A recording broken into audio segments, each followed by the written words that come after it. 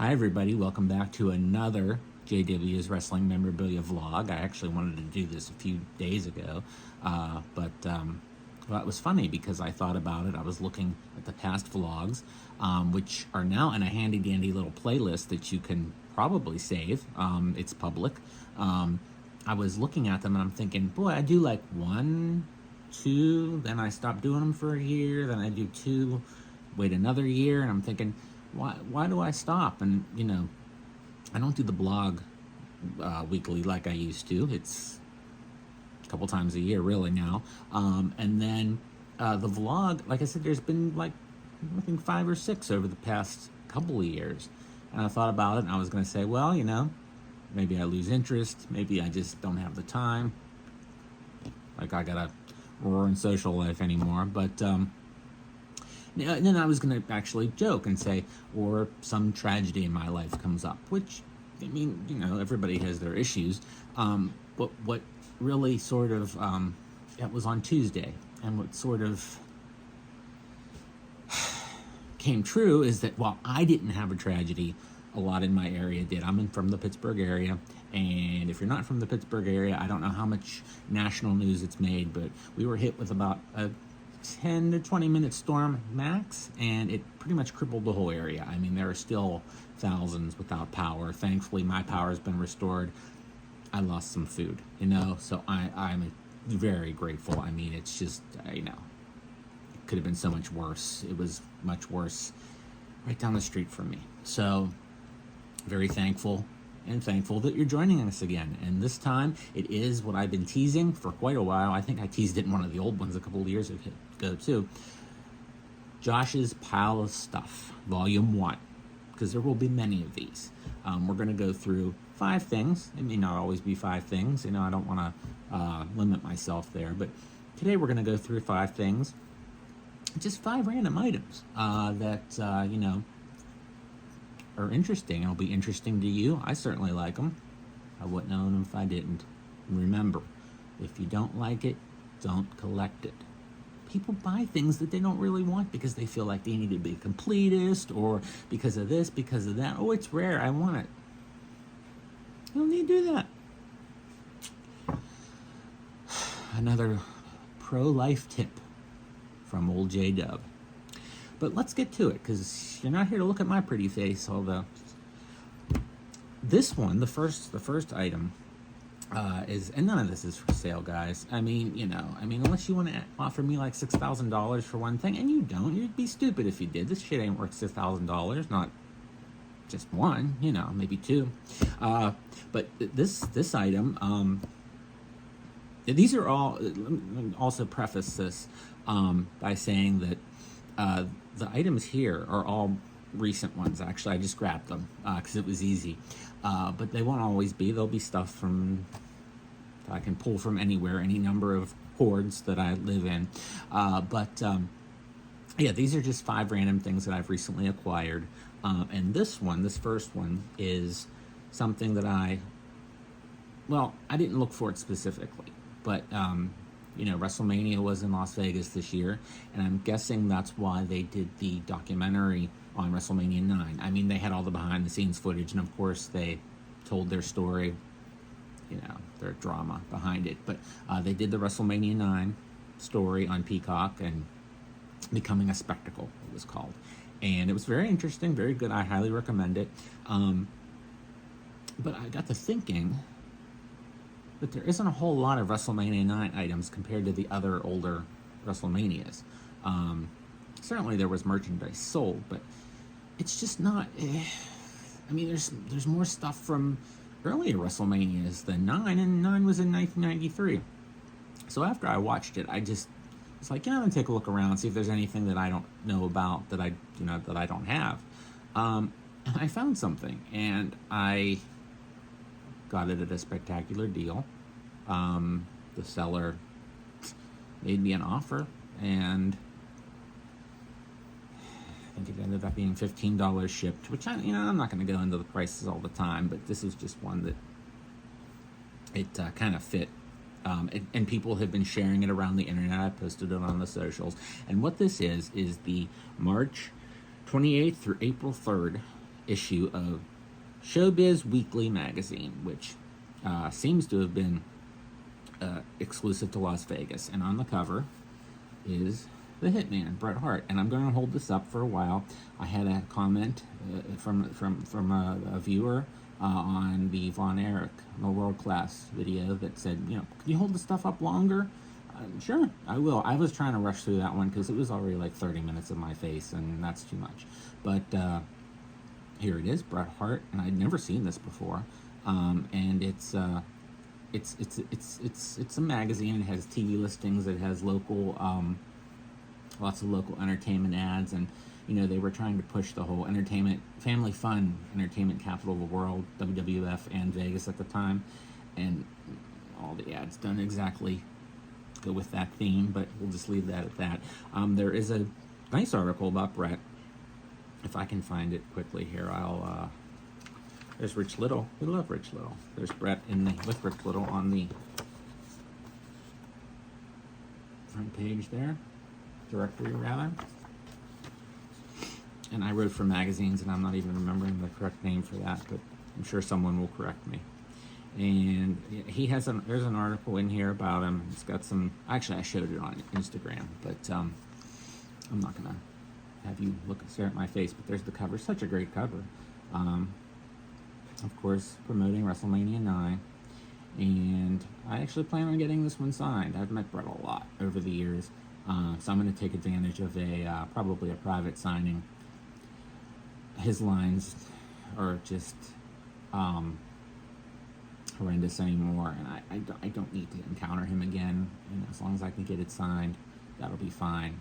The days of the $5 Bret autographs are over, right, McMaz? McMaz, you remember that. So there we go. That's Showbiz Weekly with Bret Hart. Great cover. Nice shot of the winged eagle there, too. And next up, we're going to go to Japan. I think we're going to go to Japan twice here. Yes, we are. And actually, we are going to have 6 items. I forgot. So I lied. But we're going to go to Japan right now with the Lariat, Stan Hansen. And if you follow my socials, you know that back in March, I was heavily promoting a show here in Pittsburgh called Bruno Forever, ran by Pros of Wrestling, it was a fun show. It was a great show. It was a tribute to Bruno and studio wrestling. We had Bill Apter was there. Bruno's son Daryl was there. We had a lot of local celebrities, and we had Stan Hansen. And it just came together. It was an indie show. Plus, you had a real fan fest atmosphere, and yours truly sold at the show. So, if you ever want to get a hold of anything of mine, not a lot that I've shown, but stuff that I normally have on eBay, that was the place to be. And I'm thankful for anyone who came by just to say hi. Thank you very much. But I did get some things signed by Stan. He's always great to visit with. And it was before he was announced, but I have a couple of very interesting Stan Hansen items already signed. I have the All Japan Game Boy game signed. I have a All Japan, it's called Western Lariat, but I believe it has a lot of the theme songs on it of the Gaijin who were there at the time. But this is actually a Stan Hansen picture disc. And if you were around in the 70s and 80s, you remember picture discs. They were the rage. I mean, my parents loved picture discs. They had quite a few, and they bought me one with Luke Skywalker on it from Return of the Jedi, which I probably still have. And I have some wrestling picture discs, as I'm sure you do as well. The Jesse Ventura picture disc is pretty widely available. And I also have the Hacksaw Jim Duggan Beats People Up from the wrestling WrestleMania, the album. Sorry, not the wrestling album. And that was a UK exclusive. The picture, I'm sure we'll throw that one on here sometime soon. But this is the Stan Hansen picture disc from Japan. Of course, he signed it there, and he asked, "Did I sing on this?" Maybe he didn't say that, but he said, "What's on here?" or something. But it was amusing. And his wife was there. His wife is Japanese. And she was able to, I couldn't hear her because she was talking low, very loud, huge crowd, so it was a very loud show. But she was reading some of the tracks on there to him. And it sounded like, from what I recall, It sounded like it sounded like some American, like just standards, some hits, some rock and roll stuff, if I recall. And again, it was loud, and I'm trying to organize my stuff. If you're an autograph person, you know how that is. But yeah, this was a really cool item. Stan always gets a kick out of. He gets a kick out of everything. Brings him to sign, I should say. He's a great guy. If you have a chance, meet him. He's getting rare. That's why I was pushing for people to go to that show, since Pittsburgh is a pretty centrally located area to travel to, whether you're from New York, Ohio, West Virginia, a lot of opportunities, even Canada. We had Greg Oliver, the wrestling author from Canada. He was my vendor neighbor next to me, and he was great to meet. I got the Medusa book off of him. Can't wait to read that. But yeah, people all over came to the show, and promoter Dan Polinsky, who is the father of Corey Graves, and Sam Adonis, who, if you don't know Sam Adonis, look up some of his matches. He's their father. He was the promoter. He did inform me they're looking to do this maybe as a yearly thing. So I don't know if they'll continue to do it as a Bruno tribute, but certainly it had a very old school community atmosphere to it. It was like an old school wrestling crowd. The kids were loving it. It wasn't, the WWE style fans, the WWE universe, maybe I should say. It was fun. It was a fun time, and this was one of the things that I took to get signed, and I had a lot of Stan Hansen Japanese items there that I was able to sell to fans who wanted to get them signed. It wasn't even stuff that I even own in my own collection. I got it to bring to the show, and I was happy to help that out, and helped me out, helped everybody out. So there we go. And that was one of my favorites there. And then keeping with autographs, I found a top loader, and some of you would cringe because I have 2 in 1 top loader here, 2 original promos. But I was telling, first we'll show Rugged Ronnie Garvin, and this is his original 1989, I believe it is. 89 promo, WWF promo photo. And I was telling you guys, gals, and everybody else on the World Class video, that I sort of have a personal policy with original promo photos. Love them, everybody does. Most collectors, well, if you're a serious collector of promo photos, you can tell the difference between this and a copy. Like, actually, when I got this signed back in December, the person brought them in, had copies of this, and that's fine. It's still a nice souvenir, but if you're a promo photo collector, you want the original photo that WWF, whatever promotion, actually had printed up. You want that original, and there are ways to tell, which, I could get into that another time, but I have a personal policy. I collect the regular promo photos, WWF, WCW, wherever, if I can get them signed. So if I have a bunch that are unsigned, which I do, if that individual can no longer sign for whatever reason, if they just don't sign anymore, and they're not going to again, they're ill, or unfortunately have passed away, I usually sell that promo because I just don't feel the need to keep it. I have some exceptions. Like I said, in the world class promo photos, no matter if they're signed or not, I like to collect them. And the ones that belong to the WrestleMania press kits, which I've done a video on, I like to keep those no matter what. In fact, I just purchased a Bobby Heenan from the WrestleMania 4 press kit. And I actually have that same promo photo signed, that I got signed, but without the WrestleMania logo on it. It's just the brain, and there's so many variations. It's fun. There's less very serious collectors out there of them. It's an interesting little subcategory of wrestling collectibles. And so this is the Ronnie Garvin. I had this signed here in Pittsburgh. He came in here to Pittsburgh for an indie show in December, and I had it signed, and I had it waiting. I had gotten it, and then in February, Tito, who I've met many times, came to Pittsburgh for a card show, a local card show, and I had this waiting. So I was like, well, I'll go down and get that signed, and there it is, El Matador. And that is his 1991. I think it's the first 92, sorry. So I don't even think it's the first El Matador. It might be promo photo. I'm not sure.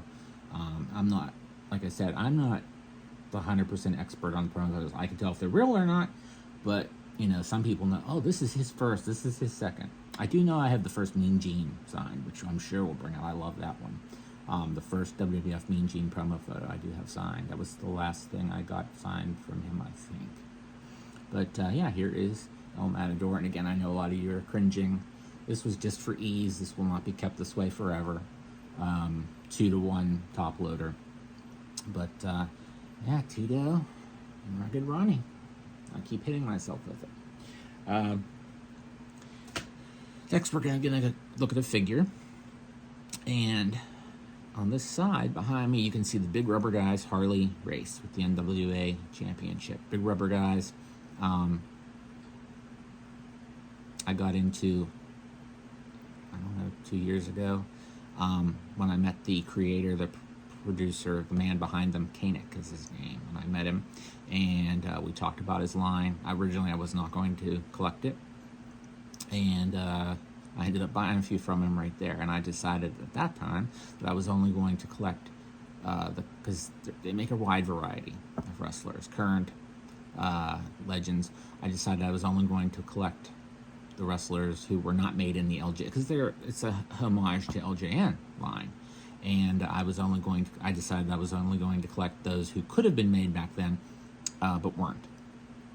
Well, I'm still saying to the guidelines, personal guidelines of collecting those who could have been made then, but I have gone on to collect people who were made then, but now we have additional ones like Harley. I mean, I'm going to collect Harley no matter what, but also I've gotten some good deals. I saw Koenig again. He gave me a deal on Davy Boy that comes with Matilda.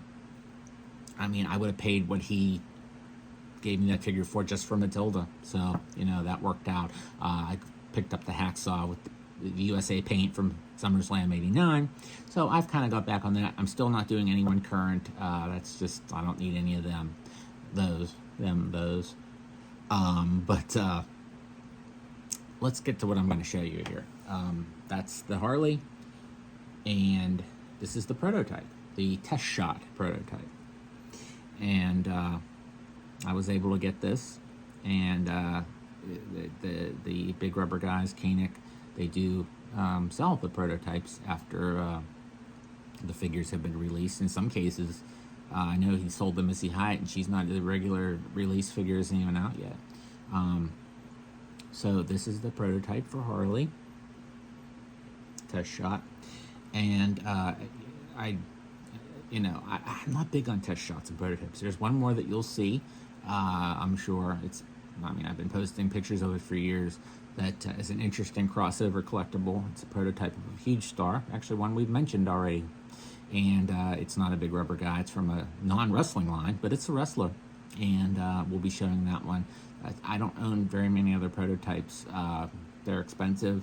I generally don't like how they look. I'm not, the other one's really cool looking, and we'll show that one soon, I'm sure. This is how a lot of, the test shot prototypes look early on with the no colors. I think it looks kind of cool, like a statue of Harley. And like a Hall of Fame statue. Actually, it looks better than those WWE Hall of Fame statues, which we'll be talking about those in a future one. But as I look up off camera to something that reminds me of those, what's that mean? But yeah, I have to update my Harley collection photo soon, which I've made into a meme that is all over. I mean, everybody shares this thing. It has, it's a joke, and it has two cartoon girls, and they're whispering, and they say, he brings home 2 Harleys a month or something, I don't know, and there's a picture of all my Harleys, and it's grossly outdated.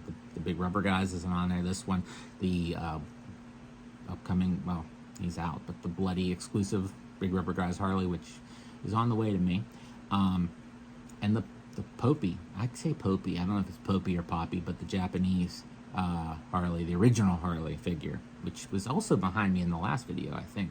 I need to update it with those. And the Mattel. The both new Mattels. So, and then there's, of course, the retro coming out soon, King Harley Race. So, I'm a big Harley guy. He's one of my top 5 favorites of all time. Had the pleasure of meeting him so many times. He was always a pleasure. Just quite the guy. Loved him. Got to hear Q&As with him, and I met his son, who's very active on social media now. I met his son in an elevator in New Jersey years ago. So yeah, I am a massive collector of Harley Race, and so I really wanted this in my collection, the prototype. And again, prototype to shot. Some people use it interchangeably. Last thing we're going to look at is also from Japan. It's also a Hall of Fame level legend. Kind of a rare autograph. I would think so. This is the only autograph of his that I own. And it's also a crossover collectible since he was a football star as well, NFL. And it's, of course, none other than Chief Wahoo McDaniel. And if you're asking what this is, many of you know, but if you don't, it is a Shikishi board. And they've become real popular here in the States, semi-popular, but mainly I've learned, I'm not a fan myself, but the anime fans like to get the voice actors to sign them, or maybe the artists, maybe both. But this is a very Japanese thing, and it's very cool, and it's I believe it's rice paper, I think they're made out of. And somebody can correct me again. And Japanese fans love to get autographs on them, and they do offer a nice area to do a nice big bold autograph. And sometimes you'll see where the stars really don't grasp that, and they like do it in like a corner, and it's real small. But Wahoo knew how to do it. And a lot of the U.S. stars, the Gaijin, will put the USA on there. At least they did. It seems like in the 70s. I've gotten a couple rare autographs. One of my rarest autographs is on a Shikishi board. Gene Anderson, who didn't sign autographs. And the only other autograph example that I know of, I had to go and look. I know someone who owns one. They got it personally, and I had to go and check it. There's even a story from the Mid-Atlantic Gateway about how he didn't sign autographs. He was the pure heel. But I think a lot more people sign in Japan. It's just different there that normally sign, heels included. You'll see a lot of heels. You know, I have the Sheik. I have Sheik at a far hat on one of these. So people are now getting the wrestlers, the modern wrestlers, to sign them too, or the legends to sign new ones. I'm not into that. I just like occasionally getting someone like a Wahoo McDaniel, who not going to easily find his autograph on one of these, and I fortunately have a way of getting them when they become available for a reasonable price. And there it is, the Chief. So that's our pile of stuff for this round. I hope you enjoyed it. These are fun. I don't feel like I have to prepare. I can just go off the cuff with the stories. I think that's what people like. I hope you liked it. So we'll be back with that. I have a blog entry coming up, hopefully this week. That it's going to be fun. It's about an item that not a lot of people know about. It's not, honestly, it's not a licensed. It's not licensed. There's a couple items, I should say. They're not licensed items. So something that, again, not a lot of people think. I don't think a lot of people know about. So we'll be looking at those. That's on the blog, and then maybe we'll talk about